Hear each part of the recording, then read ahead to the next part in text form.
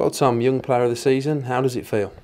Yeah, it's obviously really nice to get any sort of recognition on a personal level. So yeah, I'm obviously delighted to get it. And more importantly, we did the business yesterday. So it was joy all around really. We'll touch on that game in a moment. But did it come as a surprise, this award? Yeah, to be honest, I didn't know that there was a Young Player of the Season award and that I would be nominated for it. Obviously, I then saw the three nominees, and yeah, I was just really happy to have got it.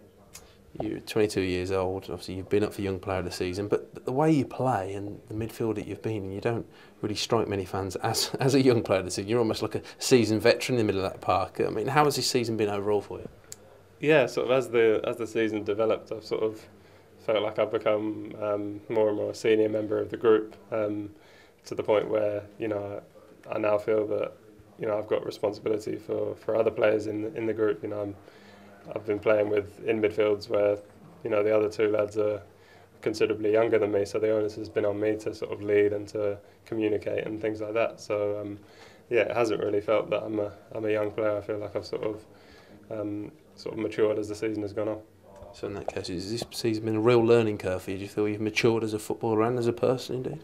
Yeah, definitely. I think, especially given the situation we found ourselves in, it's not somewhere I've ever sort of been before and something I've ever been involved in, especially to the level where it was the future of a massive club like Birmingham on the line. It's a lot of pressure to deal with, and it's something that obviously we've been able to do and come out of it on the right side. So we're definitely, every single one of us, from the staff and the manager through the players and the fans and everyone associated with the club, we're sort of going to use what we've learnt over the course of this season to make sure we're nowhere near it next season, that we're sort of pushing forwards rather than looking over our shoulders. I was going to touch on that. I mean, how exactly can you build from this season? Is it just because another tough season, you've all learnt from this, be it 30-year-old or 17 years old?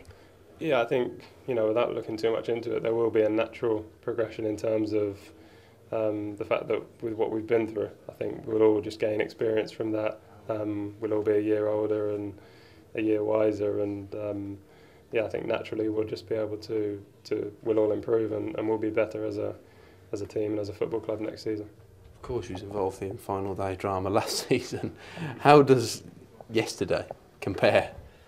Yeah, possibly a little bit of closure in terms of the fact that it was Doncaster that went down, because it was obviously those who beat us at Brentford last season to go up. But yeah, I mean, obviously similar in many ways in that it was the whole season came down to 90 minutes of football. Or in the end, sort of 3 or 4 minutes of football in both games. So yeah, it was crazy. I'm pretty glad that I was on the right end this time, because it would have been pretty tough to take 2 years in a row, suffering on the last day of the season. That's exactly why we all love this beautiful game that is football, isn't it?